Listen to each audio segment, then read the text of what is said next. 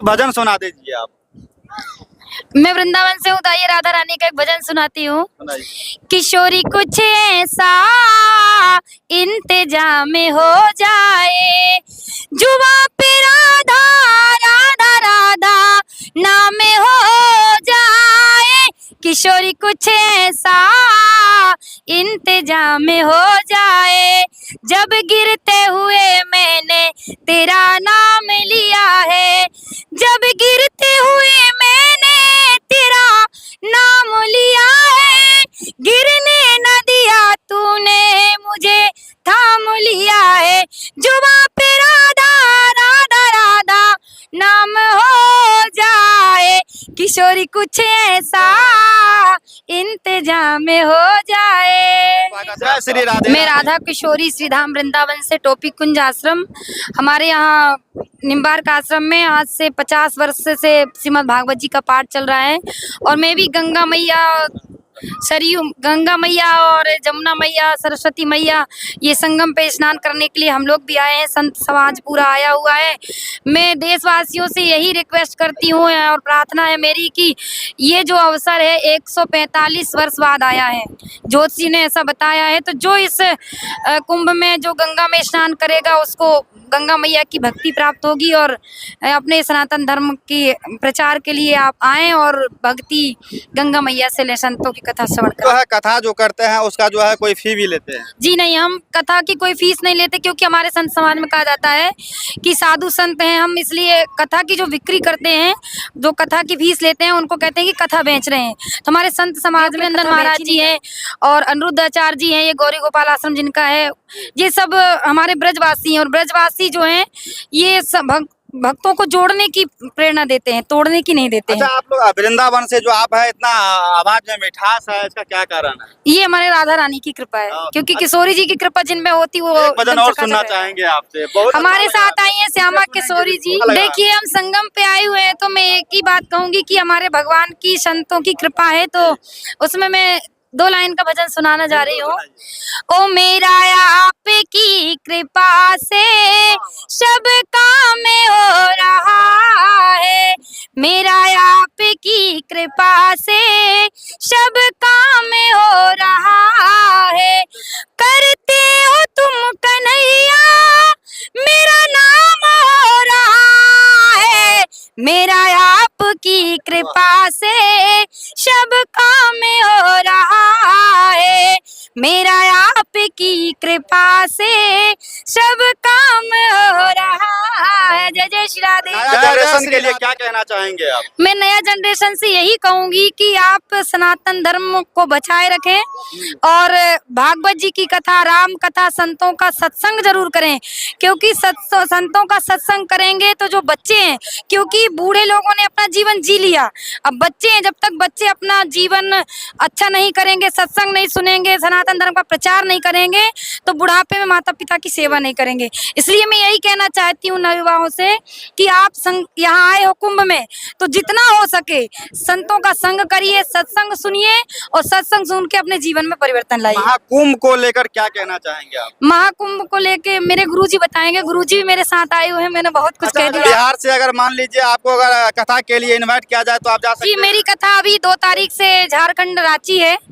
बिहार के ही आगे पड़ता है, बनारस के आगे, और मैं बिहार भी जाती हूँ, अभी भी गई थी मैं बनारस से थोड़ी आगे। टीम में कौन सब है? हमारे टीम में 4 लोग संगीत वाले रहते हैं, बड़े मेरे गुरुजी हैं जिनसे मैं दीक्षा ली हुई हूँ, और ये छोटी श्यामा किशोरी जी, इनका अध्ययन चल रहा है। मैं राम कथा कहती हूँ, गुरुजी भागवत जी की कथा कहते हैं। अच्छा, साधु संत तो दिल का पूरा साफ होते हैं, दीक्षा लिए तो आप शादी कीजिएगा या नहीं? निम्बार्क संप्रदाय में ऐसा है कि जो बच्चे दीक्षा लेते हैं, मतलब जो शादी भी कर सकते हैं, और जिनका मन नहीं है तो उनको जबरदस्ती नहीं किया जाता। गुरु जी, ये महाकुंभ के बारे में कुछ आप विस्तार से बताइए। नया जनरेशन आपको देख रहे हैं। महाकुंभ में आके स्नान करने के बाद हाँ। सबसे केवल स्नान ही कर लिया तो उससे कुछ नहीं होगा। यहाँ आकर के अगर संत समागम नहीं किया, संतों का प्रवचन नहीं सुना, केवल स्नान करके और चले गए, तो इसमें नहाने का कोई लाभ नहीं है। इसलिए हम तो यही कहेंगे, स्नान इसमें भी करो, इसमें स्नान करने से तन का वो सब दूर होगा, लेकिन मन का जो मैल है वो तो सत्संग साधु महात्माओं के सत्संग से दूर होगा।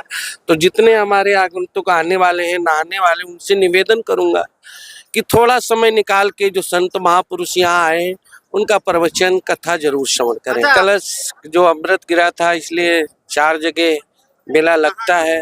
अपना यहाँ तो लगता है उज्जैन, हरिद्वार और नासिक में, तो सबसे आनंद यहाँ ज्यादा आता है प्रयागराज। ये कितने दिनों के बाद जो है ये मेला लगा है? ये 12 साल बाद, लेकिन ये जो मुहूर्त आया है 144 वर्ष बाद आया है, इसलिए हम लोग, कथा थी लेकिन उसको कैंसिल करके हम लोग यहाँ वास कर रहे हैं कि हम अब की बार यही नहाएंगे और चारों जो 6 स्नान है वो पूरे करके यहाँ। अच्छा, साधु बने हैं, कितने उम्र में आप साधु बने? हम बचपन से ही, छोटे से ही है। जन्म तो संसार में लेना होगा, तो ले करके सीधे अपना जन्म नैमिषारण्य और अपना वृंदावन में। इतना बड़ा महाकुंभ मेला लगा है, यहाँ पे बताया जा रहा है कि मुस्लिम को आना मना है। यहाँ हर एक जाति धर्म का आदमी आ सकता है या नहीं? यहाँ सब लोग आ सकते हैं, लेकिन यहाँ मना किसको है? किसको? जो गंगा जी में नहीं नहाएगा उसके लिए मना है, जो कथा नहीं सुनेगा उसके लिए मना है। आप हमारे यहाँ पर वही व्यक्ति आए जो प्रवचन सुने, गंगा जी में नहाए, वरना अपने घर में रहे। यहाँ आने की आवश्यकता नहीं। यहाँ वही व्यक्ति आए जो सत्संग सुने, गंगा जी स्नान करे। सबको अलाउ है, सब आ सकते हैं, लेकिन किनको? जो गंगा जी स्नान करें और कथा प्रवचन सुने। ये हमारा सनातन धर्म है। यहाँ आध्यात्मिक ऊर्जा, यहाँ भगवत प्राप्ति के मार्ग को दिखाया जा रहा है। ये जो महाकुंभ है, यहाँ पर अगर निवास कोई करेगा तो उसे भगवत प्राप्ति होगी। इस उद्देश्य से महाकुंभ लगाया गया है। वो परमात्मा जिसको पाना कठिन है, लेकिन इस प्रयागराज में अगर साधना पूर्वक गंगा जी में स्नान करे, कथा सुने, तो उसे भगवान की प्राप्ति हो जाएगी। ये प्रभाव है यहाँ के संतों का और जमुना, गंगा, सरस्वती मैया का। ये मौका है 12 साल बाद। बड़े बड़े ऋषि मुनि गुफाओं से आकर के यहाँ दर्शन दे रहे हैं कि लग जाओ प्रभु की प्राप्ति, क्योंकि मानव शरीर बड़े भाग्य मानुष तन पावा, शुर दुर्लभ सब ग्रंथ निगावा। बड़े भाग्य से मानव शरीर मिला है, इसलिए ये मौका मिला है कि हम लोग इसमें नहा के और कथा सुन के अपना उद्धार करें। हम परम पूज्य राजकाशन जी महाराज, निम्बार्क आश्रम, टोपी कुंज, वृंदावन, बांके बिहारी मंदिर के पास में ही रहता हूँ। दादा वल्लभ मंदिर के पास, जमुना जी के किनारे। हम बहुत भाग्यशाली हैं, हम बहुत भाग्यशाली है कि हमको वृंदावन में वास मिला, वहाँ की भिक्षा खाए, अन्न खाए। इसलिए हम यही कहेंगे हमारे बांके बिहारी। अच्छा गुरुदेव, कुछ और जानकारी लेना है आपसे, क्योंकि आप जो है हर एक वाणी को बहुत विस्तार से आप बताते हैं, तो हमें अच्छा लगता है। देवकी नंदन जी जो है हर एक वीडियो, बहुत वायरल वीडियो चल रहा है, वो सनातन बोर्ड की मांग करता है, तो इस बारे में क्या कहना चाहेंगे? हमारे देवकी नंदन ब्रजवासी हैं, वो साक्षात मेरे राधा कृष्ण के मिक्स अवतार हैं।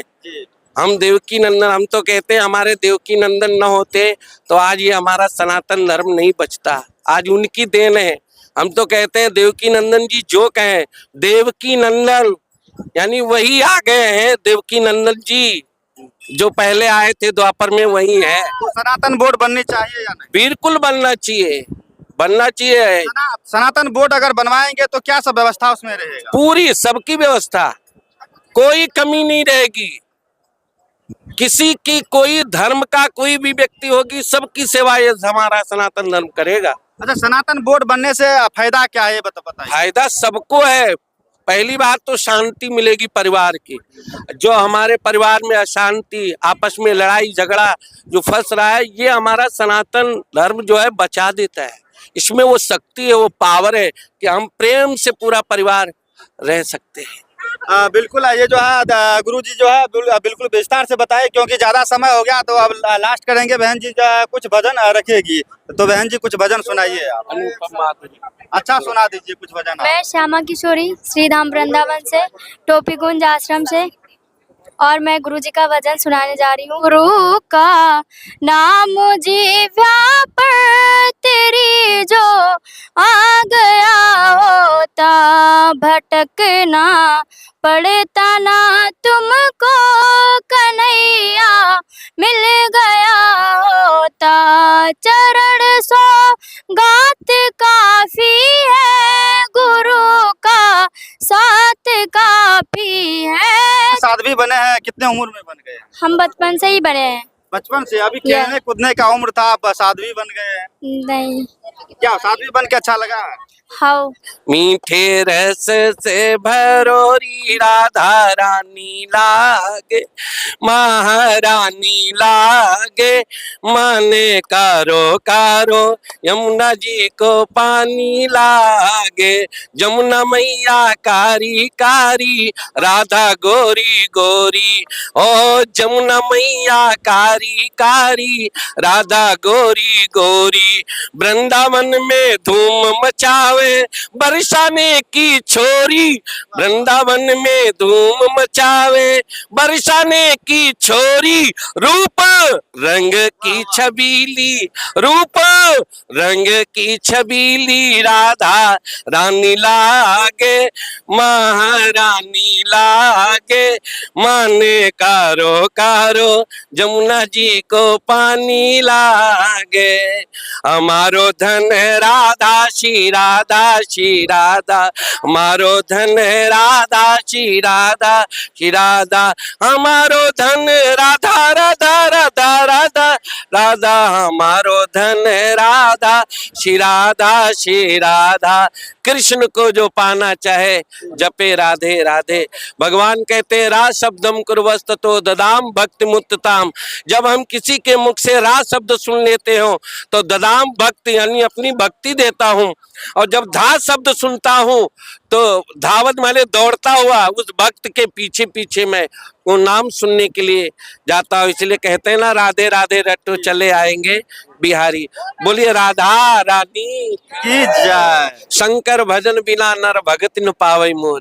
राम जी के नैया जी कहते शंकर भजन बिना मेरी भक्ति नहीं मिल सकती। भोलेनाथ तो वो भक्ति दिलाते। नरसिंह जी को राधा कृष्ण से मिलाए महाराष्ट्र में, तो भोले बाबा तो सब कुछ देने वाले। इच्छित फल बिनु शिव अवराधे, लहियन कोटि जोग जप साधे। कोई करोड़ों साधना कर ले, कुछ भी कर ले, लेकिन बिना शिव की आराधना कुछ नहीं। हम भी शिव के भक्त थे बचपन में, आज उन्हीं की देन है जो हमें राधा कृष्ण मिले हैं। अच्छा गुरुदेव, ये त्रिवेणी संगम जो है, यहाँ पे जो है स्नान करने से हकीकत में पाप धुल जाता है। देखिए यहाँ तन का पाप धुलेगा, मन का पाप तो सत्संग से धुलेगा। देखो दोनों स्नान करना है अपने को। केवल ये नहा लिया और वो स्नान, संतों का समागम नहीं किया, कथा स्नान नहीं की, तो दोबारा वो जाके फिर पाप कर लेगा। दोबारा पाप न करे, इसलिए सत्संग इसमें भी स्नान करना है। शुद्ध धारा लक्ष्मी पापी के घर होए, संत समागम हरि कथा तुलसी दुर्लभ दो। इसलिए ये भी आंखें दो हैं, हाथ दो हैं, दो पैर हैं, तो गंगा त्रिवेणी प्रयागराज में नहाए और संतों का प्रवचन करे तो ये दोनों आंखें और हाथ सुरक्षित है। अच्छा, आप लोग देख रहे थे टाइम्स ऑफ इंडिया ऋतिक आनंद के साथ।